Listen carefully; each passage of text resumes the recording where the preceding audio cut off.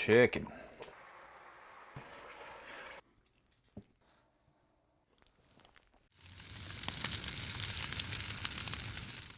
Greetings and welcome to Cooking with Squirrel.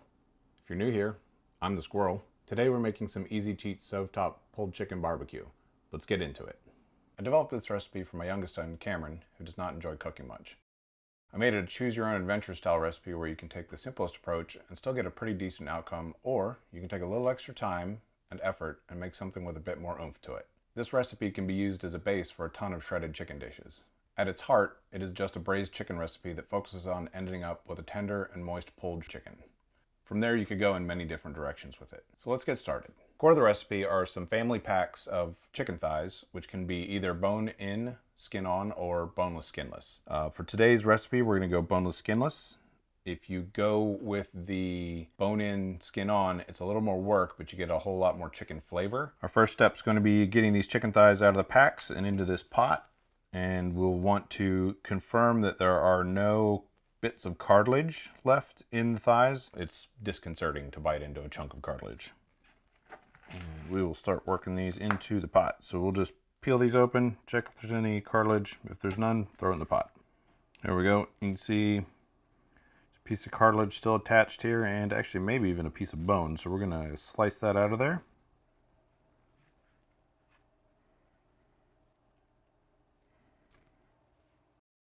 And here you can see there's one more. So by just taking a few minutes to go through all these chicken thighs, we've saved at least 2 people from a really unpleasant bite of chicken at some point. So we have all of our chicken in the pot, and now we're gonna get in our chicken stock. You could use water here if you wanted. You're gonna get a lot more chicken flavor out of chicken stock, obviously. Homemade's better. I don't have any at the moment. I did not realize the last quart that I used was my last quart. For now, I'm using store-bought, which will be just fine for this. So let's get a quart of stock in. Try not to spill as much as I did on the stovetop.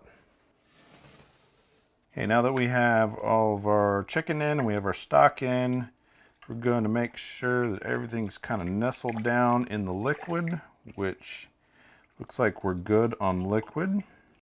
If this was much lower, we'd want to add a little water to top this off, but we've got coverage, just a little bit peeking out. That's totally fine. Next bit is we're going to add our spices. We're not going to add any salt at this point because we're going to end up reducing the stock after we've cooked our chicken down to a gravy consistency. So if you added salt now, it would be way, way too salty at the end. It would be very difficult to control that salt level. So we'll add just spices now, a teaspoon of smoked paprika, a teaspoon of garlic powder, a teaspoon and a half of fresh cracked black pepper. That's about a half teaspoon more than the recipe calls for. I like black pepper, so I added a little more to my taste. And a half teaspoon of garlic powder. These are very simple seasonings. We're not going super fancy here. At the end of this, we're gonna pour a whole bunch of barbecue sauce in here. So we just wanna get a little flavor in here, and don't go too heavy because you'll end up with your gravy being overpowering at the end. So we'll get this in, give it a stir. Just doesn't have to be super well incorporated. We just need to get it into the liquid. Tuck our chickens back down in. All right, here we go. We got, we're on the burner. We're gonna go high heat, and we're gonna grab our lid, and we're gonna bring that up to a boil. So I will see you as soon as it boils. All right, we're at a boil. We're gonna give this a stir. Make sure everything's well distributed. We'll turn this down to medium-low. Let it simmer, checking on it every 15 minutes, giving it a stir, and we'll start looking for this to start getting shreddy around 45 minutes to an hour. So see you at the next 15-minute interval. Here we are with the first 15-minute check-in. Give it a stir, and we'll see you in 15. Okay, here we are at the 30-minute mark. Get a good simmer going, maybe a little closer to a boil. We'll see you at the 45-minute mark. Okay, here we are at the 45-minute mark, and we are simmering away. Okay, we'll give her a stir.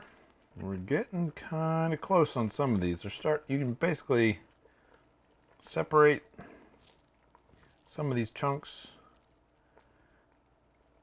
It's not falling apart tender quite yet, but we're getting very close. Okay, here we are at the 55-minute mark, and let's take a look at this chicken. It's looking pretty shreddy to me. Let's get a piece out. We'll give it a poke. You see the chicken's just shredding apart super easy. So what we're gonna do is we're gonna take this chicken out with a spider and get it into another bowl. This is a spider. This is basically a slotted spoon on crack. This is super awesome for fishing things out of stews or broths. It's really great for frying. So we're gonna fish out all of our chicken. And we'll get a big scoop of chicken out. And let it drain. And into the bowl, which is sitting on a hot burner. Get that off there in a second. All right, that's all the big chunks. We'll get back to the chicken in a minute. So the next step is we want to reduce the cooking liquid down to a gravy. And you can do that in the same pot you cooked in, but there's a trick because the more surface area you have, the faster you can evaporate. So what we're gonna do is actually break this down into 4 separate pots. More pots, faster evaporation time, and we'll get this down to a gravy real quick, and we'll consolidate it all back at the end. All right, here we go. Every burner on high. Get a little juice in each pan. Now we reduce. Simmering along nicely. Add a little here and there as they boil down.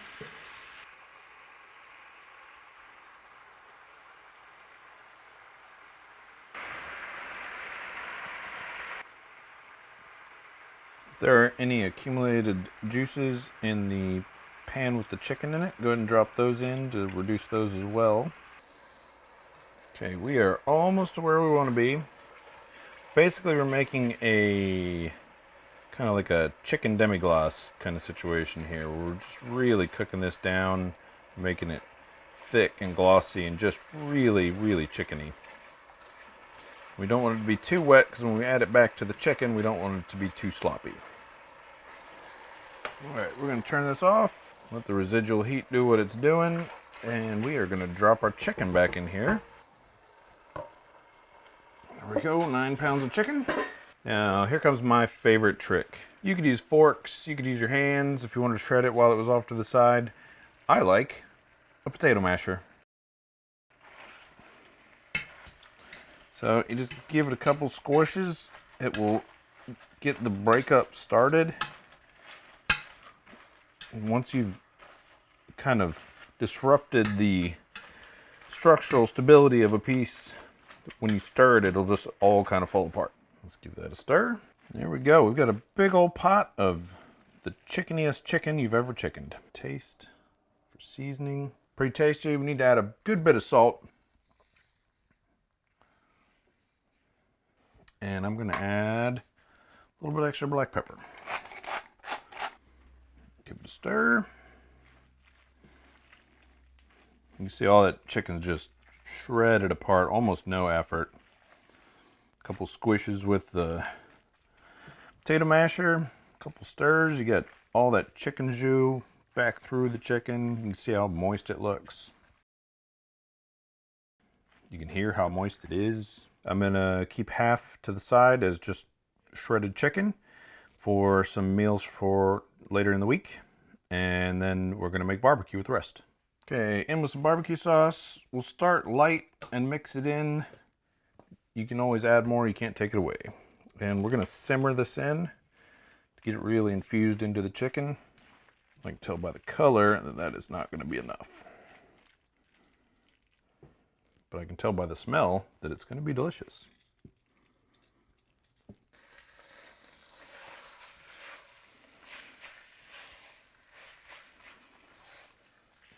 All right, let's give this a quick taste. Use a touch more salt.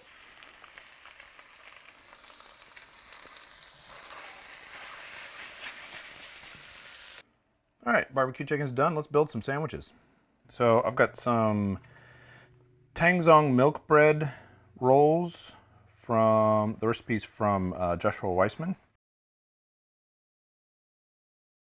So my favorite method for toasting bread involves this olive oil sprayer. A little salt on each side, black pepper. Okay, bread in the pan.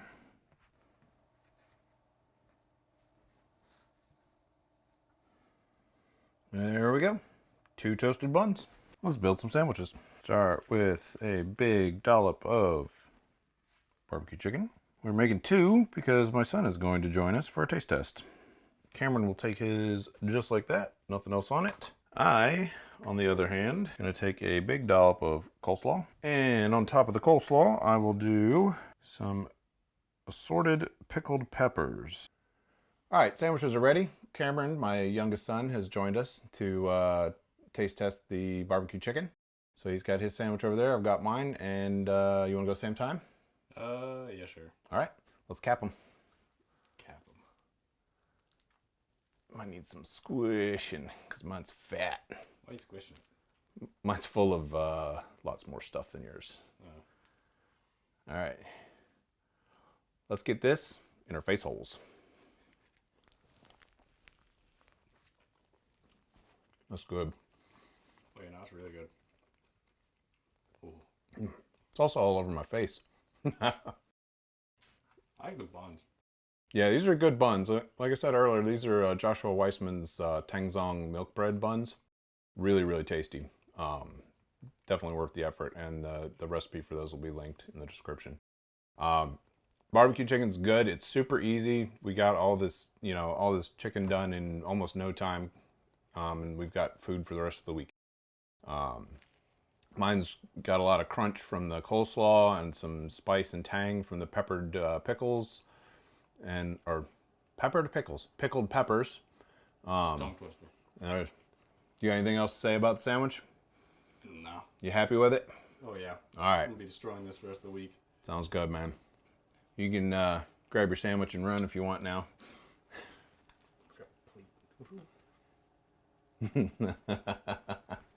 Thanks, buddy. So I really enjoyed that. That's a pretty easy recipe. It has a ton of different uses. Obviously barbecue chicken, but you can take that shredded chicken and use it in tons of different dishes, burritos, tacos. You can use it in like one pot rice dishes, chicken salad. So please check out Joshua Weissman's recipe for these fantastic Tangzhong milk bread rolls and Chef John's recipe for the barbecue sauce, which will both be in the description below. The full written recipe for the barbecue chicken will be in the description as well. If you'd like to support the channel, please consider doing all the YouTube things, like, comment, subscribe. The more interaction there is on the video, the more likely it is to get suggested to non-subscribers, which will help us grow.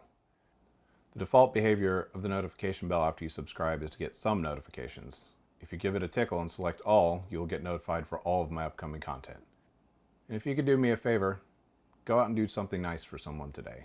Make the world a little bit better place. Thanks for stopping by.